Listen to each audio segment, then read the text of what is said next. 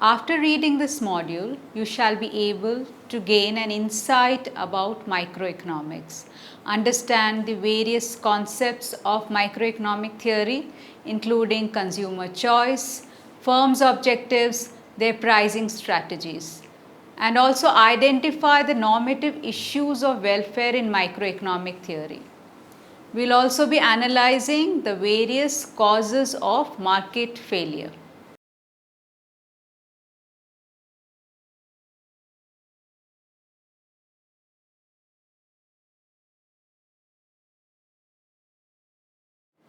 Microeconomics is the branch of economics based on the economic behavior of small economic units like consumers, firms, workers, savers, individual industries, markets, and so on. All economic decisions are ultimately made by individuals, and totality of these decisions defines the economic environment. Consumers decide how much of various goods to purchase, workers decide what jobs to take, and firms decide how many workers to hire and how much output to produce. Now, microeconomics encompasses the factors that influence these choices and the way these small decisions merge to determine the working of the entire economy. Market analysis. Most of the microeconomic theory involves the study of how the individual markets function. Markets refer to the interplay of all potential buyers and sellers involved in production, sale, or purchase of a particular good or service. To analyze markets, we need to focus on what factors influence the decisions of buyers and sellers. Now, various factors could have an impact, but some are clearly more important than the others. Now, price receives special attention. Prices are the result of market transactions, but they also strongly influence the behavior of buyers and sellers in every market. The analysis of buyers relies on demand curves. Supply curves depicts the behavior of sellers. Demand curve. The amount of a good that any consumer wishes to purchase depends on various factors like price of the good, price of the related goods, age, income, taste, etc. Now, a demand curve focuses on the effect of changes in price with other factors held constant. Now, according to the law of demand, ceteris paribus, the lower the price of a good, the larger the quantity consumers wish to purchase. Now, the negative slope of the demand curve, higher prices associated with lower quantities, is the graphical representation of the law of demand as given in figure 3.1a. Now, when there is a change in income, prices of related goods, or the consumer preferences that affect the quantities demanded at each possible price, it causes a shift in the demand. For example, an increase in income may lead to a rightward shift in the demand curve as depicted in figure 3.1b. The supply curve. The amount the firm offers for sale also depends on various factors such as the price of the good, state of technology, cost, productivity of inputs which are required for production, etc. The supply curve shows the quantity of goods producers will be willing to sell at alternative prices. It generally slopes upwards as given in figure 3.2a, indicating that output will increase at a higher price. Now, a shift in the supply curve arises when the underlying factors influencing the supply like technology, prices of inputs change. Now, as shown in figure 3.2b, a technological change may cause the supply curve to shift to the right. Market equilibrium.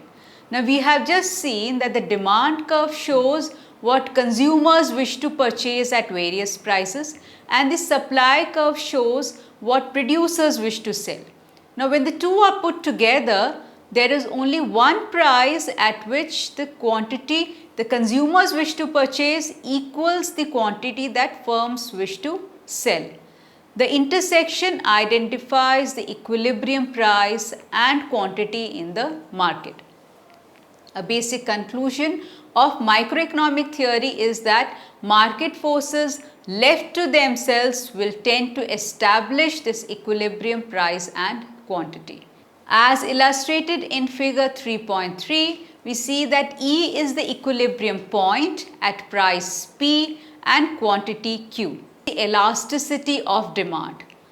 Now, what is elasticity of demand? Elasticity measures the sensitivity of one variable to another. The price elasticity of demand measures the percentage change in quantity demanded resulting from 1% increase in the price of that good. It is denoted by EP, which shows that percentage change in Q divided by percentage change in P. The percentage change in a variable is the absolute change in the variable divided by the original level of the variable. In other words, EP is equal to delta Q upon Q divided by delta P upon P. The price elasticity of demand is usually a negative number. Now, when the price of a good increases, the quantity demanded usually falls. Thus, delta Q upon delta P is negative, as is EP.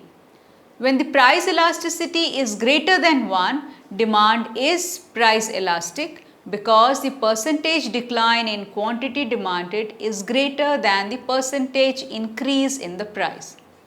Now, if the price elasticity is less than 1 in magnitude, demand is said to be price inelastic. In general, the price elasticity of demand for a good depends on the availability of other goods that can be substituted for it. Now, when there are close substitutes, a price increase will cause the consumer to buy less of the good and more of the substitute. So, demand will then be highly price elastic. When there are no close substitutes, demand will tend to be price inelastic. Consumer behavior. The theory of consumer behavior explains the principles underlying the consumer demand. We study how consumers make consumption decisions and how their preferences and budget constraints determine their demand for various goods. Consumer preferences. The specific market baskets that consumers actually purchase depend on their preferences or taste. The theory of consumer behavior undertakes 3 basic assumptions about people's preferences for one market basket versus another. Now, these assumptions are A. Completeness, which says that preferences are assumed to be complete. That is, the consumers can compare and rank all possible baskets. Thus, for any 2 market baskets, say A and B, a consumer will prefer A to B, will prefer B to A, or will be indifferent between the 2. Now, the second assumption is transitivity, which says that preferences are transitive, implying that if a consumer prefers basket A to basket B and basket B to basket C, then the consumer also prefers basket A to C. The third assumption is more is better than less. So, goods are assumed to be desirable. So, consumers always prefer more of one good to less. So, in addition, consumers are never satisfied or satiated. More is always better. These 3 assumptions form the basis of the consumer theory. They impose a degree of rationality and reasonableness on the consumer preferences. Now, the consumer preferences can be graphically illustrated through what are called indifference curves. An indifference curve represents all combinations of market baskets that provide a consumer with the same level of satisfaction, which is given in figure 4.1. It is downward sloping, convex to the origin, given the diminishing marginal rate of substitution between any two goods. A utility function measure that assigns a level of utility to individual market baskets can be represented by a set of indifference curves. Now, as we see in the figure 4.1, there are three indifference curves with different utility levels. So, U3 is greater than U2, which is greater than U1, and these indifference curves are associated with a particular utility function, budget constraint. So, we have focused on the first element of consumer theory, which is consumer preferences. Now, the second element, budget constraint, is what the consumers face as a result of their limited incomes. The budget line indicates all combination of goods for which the total amount of money is equal to income. Now, let's consider two goods X and Y.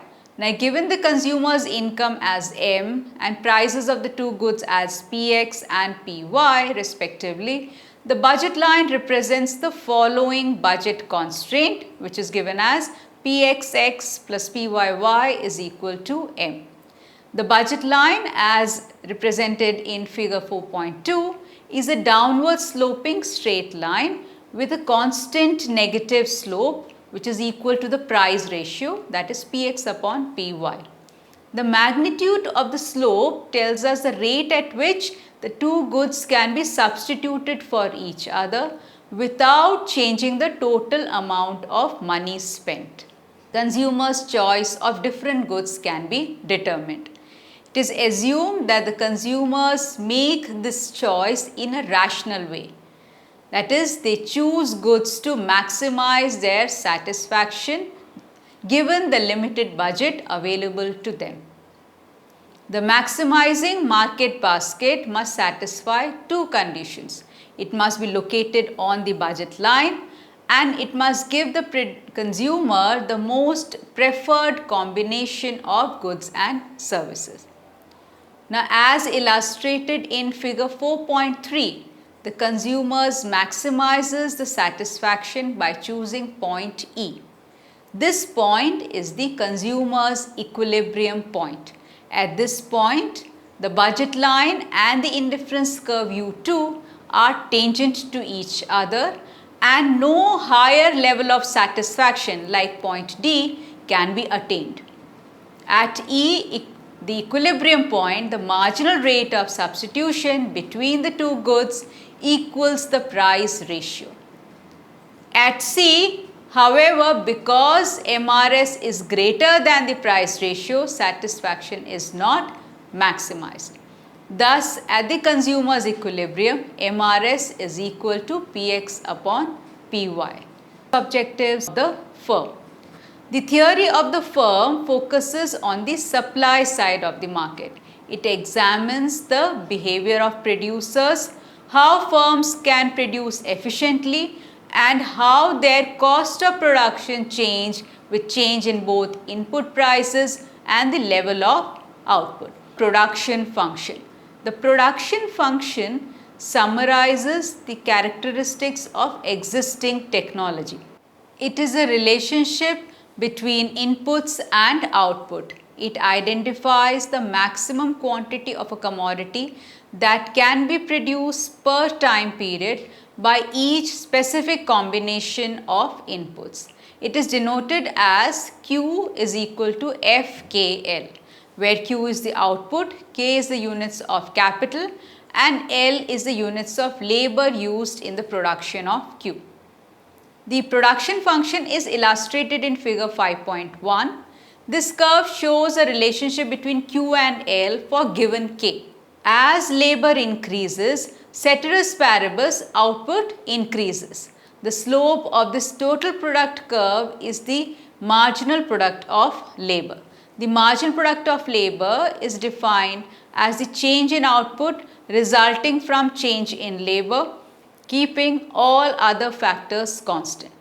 Correspondingly, average product is the total output per unit of labor. So, thus we can say that MPL is equal to del Q upon del L and APL is equal to Q upon L. Now, as given in figure 5.1, average and marginal product increase at low levels of employment of labor. They reach a maximum and then decline. Also, when the marginal product is greater than the average product is increasing, and when marginal product is less than average product, the average product is decreasing. They both are equal when average product is at its maximum. The relationship between the total product curve and the marginal product is also important. Now, as long as marginal product is positive, total product will continue to rise and vice versa. So, when marginal product is 0, total product reaches its maximum. Now, the shape of these curves reflect what is called the law of variable proportions. The law states that as the amount of some input is increased in equal increments, while technology and other inputs are held constant, the resulting increments in output will decrease beyond some point. Cost of production. Now, a firm's costs are determined by its production function. The law of variable proportion determines the way the variable cost varies with output. Now, figure 5.2a depicts the various short run cost curves, that is average total cost and marginal cost. The average and marginal cost are U-shaped. When the marginal cost is below average cost declines and vice versa. Now, when average cost is at a minimum, marginal cost is equal to average cost. The long run average cost curve is an envelope of short run cost curves as given in figure 5.2b. It is the lowest average cost attainable when all inputs are variable. It is also U-shaped curve depicting economies and diseconomies of scale. The minimum point of the long run average cost curve corresponds to the optimum level of output at which the capacity is fully utilized. Many firms produce more than one product which may be closely linked to one another. In such cases, a firm is likely to enjoy production or cost advantages. Two situations can arise: economies of scope and diseconomies of scope. Economies of scope are present when the joint output of a single firm is greater than the output that could be achieved by two different firms, each producing a single product. And in contrast, if a firm's joint output is less than that which could be achieved by separate firms, then its production process involves diseconomies of scope. Pricing and output decisions under different market structure. First important market structure is perfect competition. Now, in perfect competition, there are a very large number of firms in the industry and the product is homogeneous. Competition is perfect in the sense that every firm considers that it can sell any amount of output it wishes at the going market price, which cannot be affected by the individual producers whose share in the market is very small. Thus, although competition is perfect, there is no rivalry among the individual firms. Each firm decides its level of output, ignoring the others in the industry. The products of the firms are perfect substitutes for one another, so that the price elasticity of the demand curve of the individual firm is infinite. Entry is free and easy. Monopoly. In a monopoly situation, there is only one firm in the industry and there are no close substitutes for the product of the monopolist. The demand of the monopolist coincides with the industry demand, which has a finite price elasticity, and entry is blockaded. We also have what is called monopolistic competitive market structure. In such a market structure, there are very large number of firms, but the product is somewhat differentiated. Hence, the demand of the individual firm has a negative slope, but its price elasticity is high due to the existence of close substitutes produced by other firms in the industry. Now, despite the existence of close substitutes, each firm acts atomistically, ignoring the competitors' reactions because there are too many of them, and each one would be very little affected by the actions of any other competitor. Thus, each seller thinks that he would keep some of his customers if he raised his price, and he would increase his sales but not much if he lowered his price. So, his demand curve has a high price elasticity but is not perfectly elastic because of the attachment of customers to the slightly differentiated product he offers. Entry is free and easy in such an industry. Oligopoly.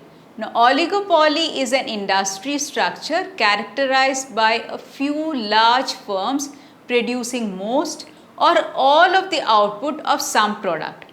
Examples include automobiles, steel, electrical equipment industries, etc.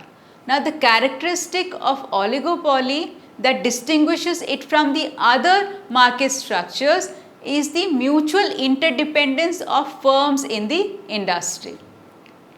Because there are only a few firms, each realizes its actions will affect its rivals. Therefore, any price or output decision a firm makes must be made with the thought of its rivals in mind and with some sort of guess about how rivals will respond. Since firms can never be sure how rivals will react, they will make decisions in the presence of uncertainty. The nature of an oligopolistic market makes it impossible for economists to develop a single model that is applicable to all industries exhibiting oligopolistic characteristics. Instead, economists have developed several theories of oligopoly, each with different behavioral assumptions about how an oligopolist believes its rivals will react and how they actually do react. The implication of these models also vary since the assumptions made about rival behavior differ. And when assumptions vary, more outcomes become possible. So, oligopoly models have been broadly differentiated as non-collusive models of Cournot, Bertrand, Stackelberg, Chamberlain, Sweezy, collusive models like cartels, price leadership, etc. Now, non-collusive oligopoly is a market where firms work independently and strategically by recognizing the mutual interdependence. Whereas collusive oligopoly is one where firms maximize their joint profits by entering into a collusive agreement to restrict competition and to avoid uncertainties arising from oligopolistic interdependence. Bilateral monopoly. Now, bilateral monopoly is a market consisting of a single seller, that is monopolist, and a single buyer, which is monopsonist. For example, if a single firm produced all the copper in a country and if only one firm used this metal, the copper market would be a bilateral monopoly market. The equilibrium in such a market cannot be determined by the traditional tools of demand and supply. Economic analysis can only define the range within which the price will eventually be settled. So, the precise level of the price and output, however, will ultimately be defined by non-economic factors such as the bargaining power, skill and other strategies of the participant firms. Under conditions of bilateral monopoly, economic analysis leads to indeterminacy, which is finally resolved by exogenous factors. Pricing strategy. Now, price theory pertains to the determination of prices of goods and services by firms. It is based not only on the cost of product but also on profit margin and a holistic view of the market and future viability. A range of pricing strategy can be employed by a business firm when selling a good or service.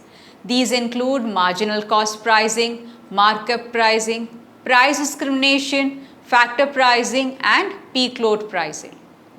Now, what is marginal cost pricing? Now, marginal cost pricing is a pricing technique in which the price of a product is set equal to its marginal cost.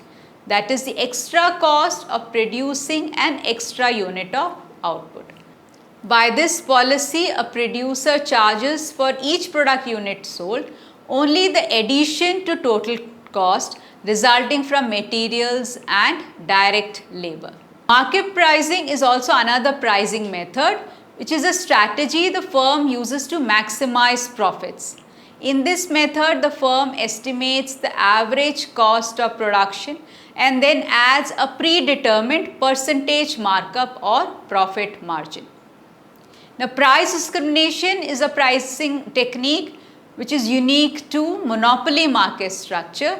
Here, the firm charges different prices to different groups of buyers for identical or similar goods or services. It exists when a firm has market power and can prevent or limit arbitrage, and when consumers differ in their demands for a given good or service. Factor pricing theory is concerned with the evaluation of the services of the factors of production. It deals with the determination of the prices of 4 factors of production: land, labor, capital and entrepreneur. Peak load pricing. It is a method of pricing in which at the time of peak demand prices rise to balance demand and supply. Such a pricing strategy is an attempt to shift demand to accommodate supply. Pricing higher when demand is at its peak will balance out the supply and demand so that there is no shortage on either end. Welfare economics and market failure. Now, microeconomic theory also deals with normative issues, which is studied as a separate branch, that is welfare economics. Now, welfare economics deals with the way various economic arrangements affect the welfare or well-being of all the members of the society. There are 2 fundamental theories of welfare economics.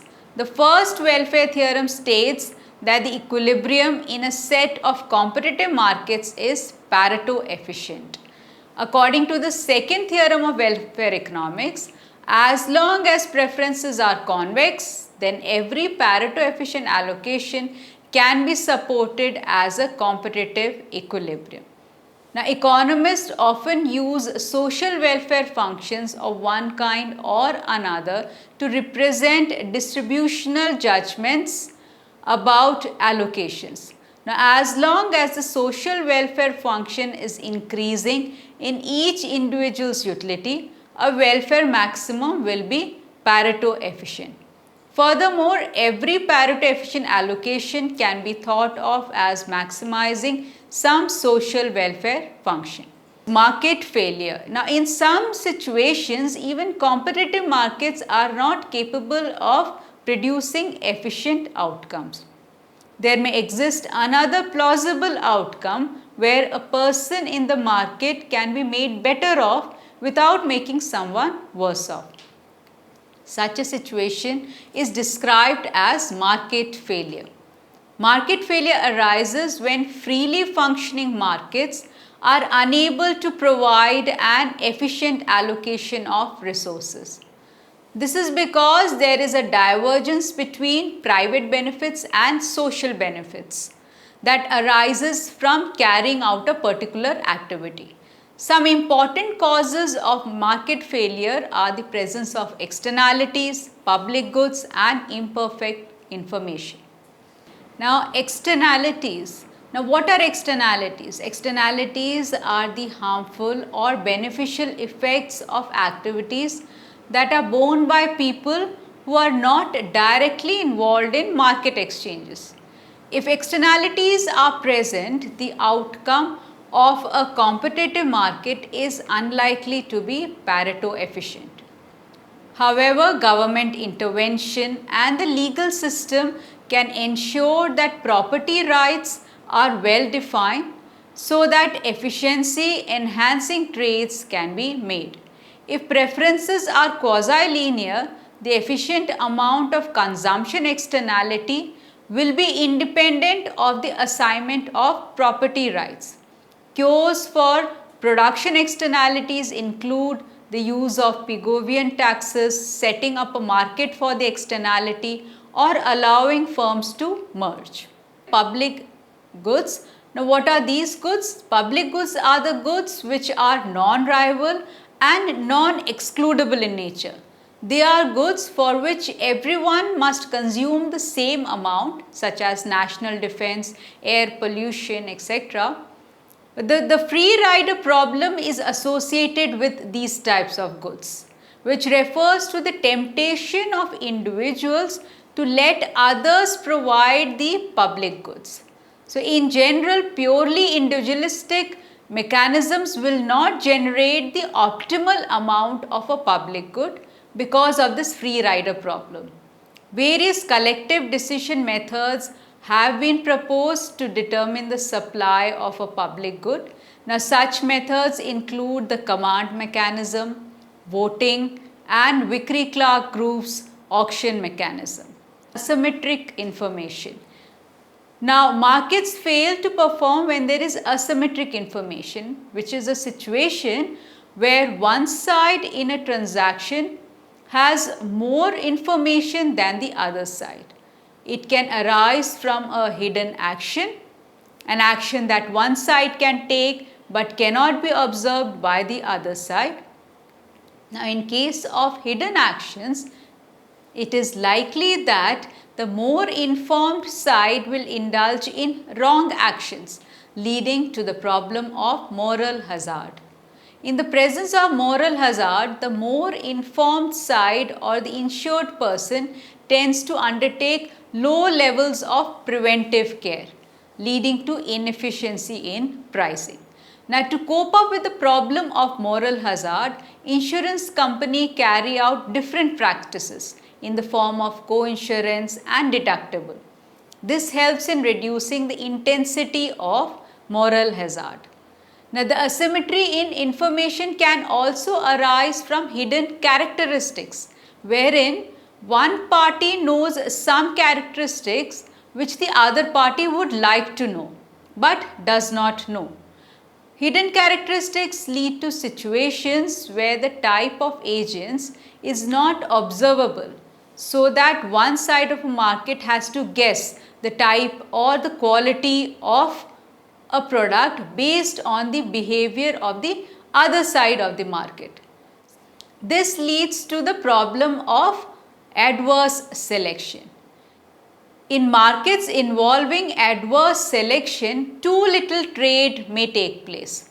A buyer of a car gets to trade with sellers of bad cars only. A health insurance company gets to trade with only unwell people.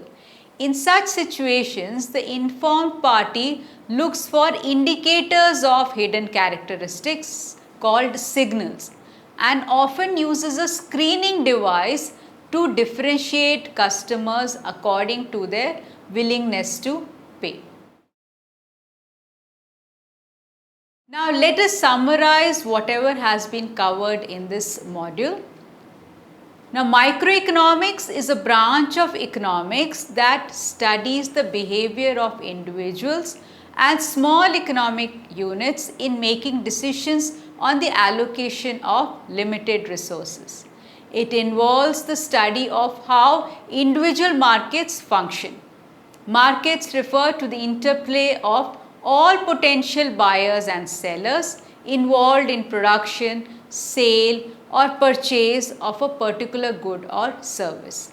Microeconomic theory examines how these decisions and behavior affect the supply and demand for goods and services, which determine prices, and how prices in turn determine the quantity supplied and quantity demanded of goods and services.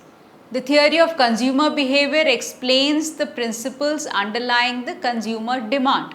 It examines how consumers make consumption decisions and how their preferences and budget constraints determine their demand for various goods.